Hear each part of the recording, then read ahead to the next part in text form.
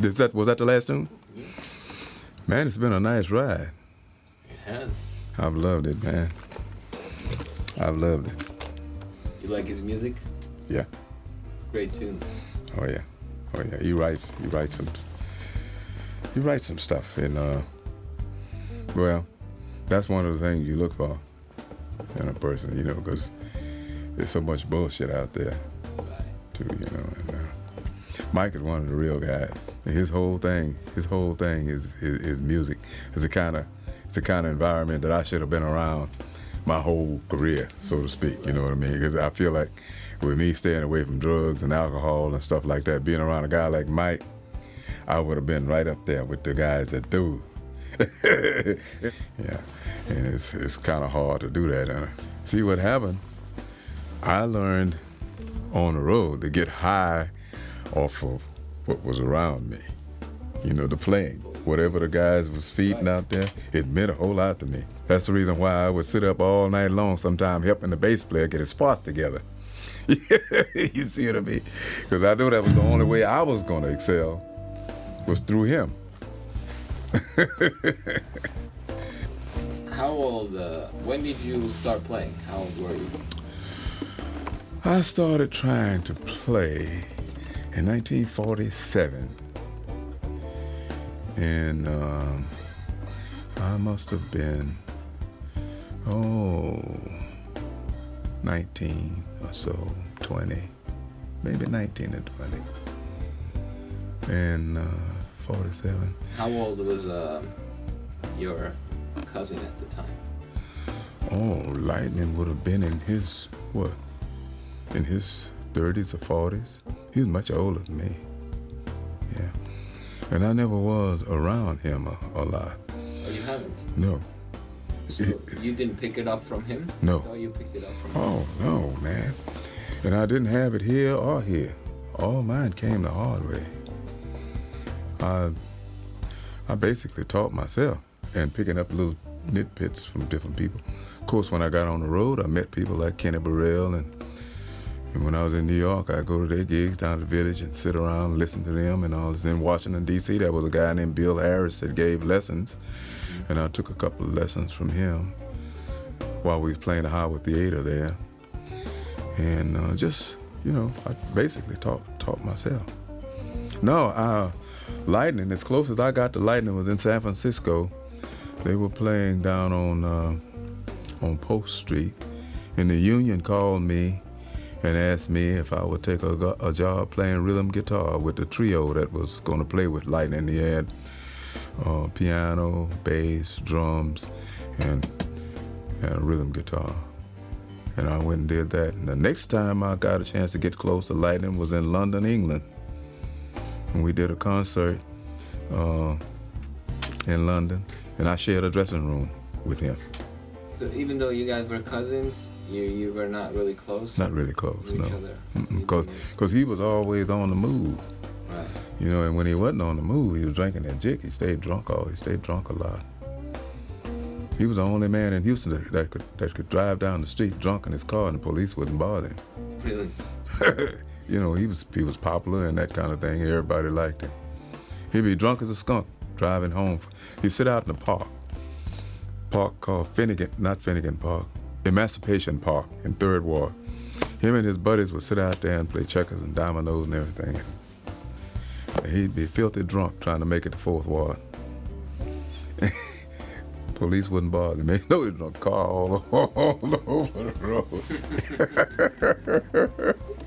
And it would not bother him. I kind of wish I had been a little closer to him. And when I first started out, there was this gospel guy who lived down the street playing guitar in a gospel quartet. He told me, he said, "Man, you got a cousin who he played all of the open stuff, or just played his own accompaniment stuff, just like Lightning." He said, "You got a cousin who does the hell out of this stuff. So you need to catch up with him." So I told my dad that I wanted to meet Lightning. So he said, "Okay." So he said, "How about Saturday?" I said, "All right." And we went looking for Lightning. We went to Fourth Ward on West Dallas, where he lived, in these little shotgun houses on West Dallas, and he wasn't at home. But one of his neighbors told us where we could find him, and we went and found him. And lo and behold, they were having a brawl. They had got into it about something. He was in this park.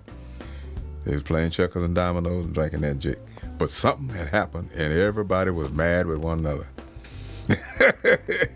I didn't get a chance to meet him. My dad said, we can't stay here around this, because there's no telling where it was going to go, you know? So I didn't get a chance to meet him. But I kept listening to his music, and I would try to play like him. And in 1953, I had learned how to play like Gatemouth Brown. I had learned some of Gatemouth Brown's licks, and I had learned quite a few chords and stuff. And this gospel guy, Don Roby, who had Duke Peacock Records, came to my house and picked me up, took me to the studio, and I helped him. We recorded the gospel groups. And I'm still trying to learn how to play now. And in 53, the same guy, Don Roby, I'm sitting out there on the front porch trying to learn. And he pulled up in the yard and he said, Milton, how would you like to go on the road? And I said, the road? He said, yeah, go out of town and play with a band of mine. So I told him, I said, I don't know. When he told me what it was paying. Told me it was paying $25 a night. I started putting my guitar in the case right then.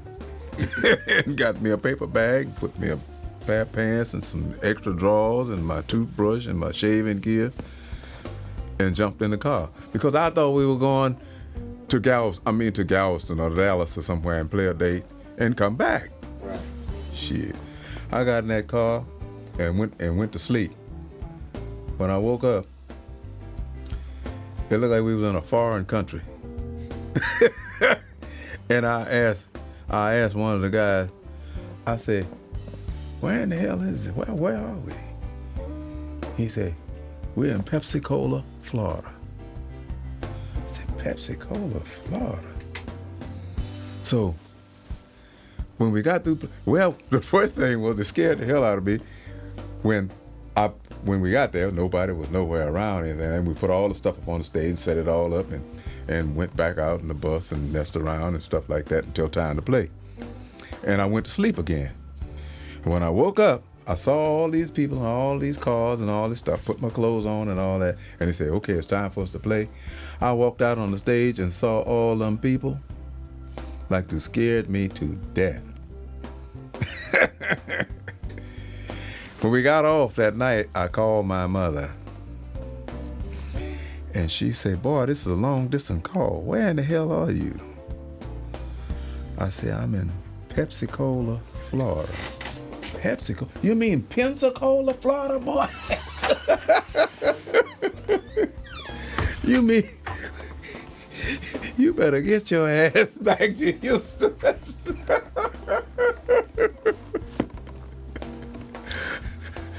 I said, okay, Mama, I'll ask him to bring me back.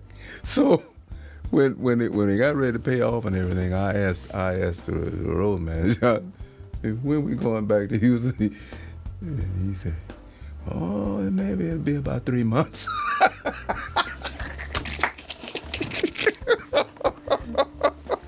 And then I was scared to call my mother and tell her.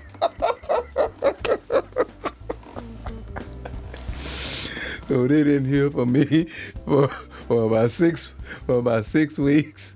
And guess where we were? When I called this time, we was in New York. She really had a fit then. But when I got home, and I had all this money, and I had 2 sisters trying to make it through college as nurses. They were going to nursing school. And hey man, that smoothed everything over. I had an ass pocket full of money, and I could help my sisters with their books and all that bullshit. They left me alone. So I stayed on with the band, and but that guy, his name was Joe Scott. He basically do what you're doing right here. His name was Joe Scott. He did a whole lot of stuff, both Duke Peacock for Junior Parker and Bobby Bland and stuff. He's the one that taught me how to make cars move around and all of that kind of stuff about the minor sevenths and minor ninths and all that, how to move them around and how to play little licks behind Johnny Ace. But he's really responsible for getting me started on that kind of stuff. But I left Lightning stuff alone. I didn't fool with it no more. And none of the stuff that I was bumping into out there with those groups and stuff, none of it was any key of E natural. I left E natural alone completely. I even tried to play with a capo. So that's basically, man, how I got on this, man. I didn't have any talent, but I wanted to play this thing. Well, this didn't come easy. I'll tell you that for sure. But and another thing, I never made any money doing anything else. You know, I had plenty of fun playing tunes and stuff like that, but there was never no money. Didn't you know? It was pennies. Even when I came home off the road with BB, I had made up my mind that I was going to get with a jazz group, and I did. Okay, with the jazz group, I was making anywhere from $50 to $70 a night. So one night, me and my wife were sitting there looking at television, and a guy that calls himself Little Stanley had got my number from somebody that he knew, and he asked me if I knew how to play blues. I told him yeah. So he said, "Would you play a gig with me Friday night?" So I said, "Yeah, I'm not doing anything." I went and played this gig with this guy, and you know, I was looking for the same $50, $60 and all that. We got off, the guy handed me $150. Then he was working the next night, but I had a gig for that night, and he said, "This gig," I asked him, I said, "How much the gig tomorrow night?" He said, "Playing the same." I said, "Really?" I said, "You need a guitar player?" He said, "Yeah." I asked him, I said, "Well, will I do?" He said, "Yes, you will." Shit, I went on and played the gig with them cats, with them other guys. I told him I won't be back. Said, "What's the matter? Did we make you mad?" I said, "No, I found a group that pays more money, and I'm going to take the job." So I was back in the blues again. So I like I say, I never made any money. Even when I was in San Francisco, I played around with a whole lot of jazz. You know, they had a lot of organ trios in San Francisco, and I played around with a whole lot of them. But there wasn't no money in it, man. Sly Stone got you know Sly. I know it well. You hip to Sly Stone. Well, Sly Stone got me back into the blues over there. I went and stood in for him one night. His guitar player had went swimming and stepped on a shell or something and got his foot all messed up. He was infected and stuff. So I played a couple of dates with him. $200 a watt. Shit. Hey, this is for me. So I was back in the blues again. Did you ever play country? Yeah. In fact, I play a little country right now. There's a guy in the group that I'm in now, who he's a black guy, who sings a whole lot of. We go to gig. We get a request for a country song, and he said nothing. He go right into it. He play it, and he sings it in such a way where if you let him open his mouth and sing a line, you follow right behind him. He don't split the lines. You know what I'm trying to say? He don't sing before it or inside or cut the line. He sang right on the line, so you can follow that. But yeah, I get a chance to play country. Yeah, I try to play all the any kind of music. It really anything that comes up, I try to handle it. Yeah, I never have been a real fluent soloist though. I guess you say you wouldn't believe it. You wouldn't believe it, but I was always critical of my solos. I beg to differ.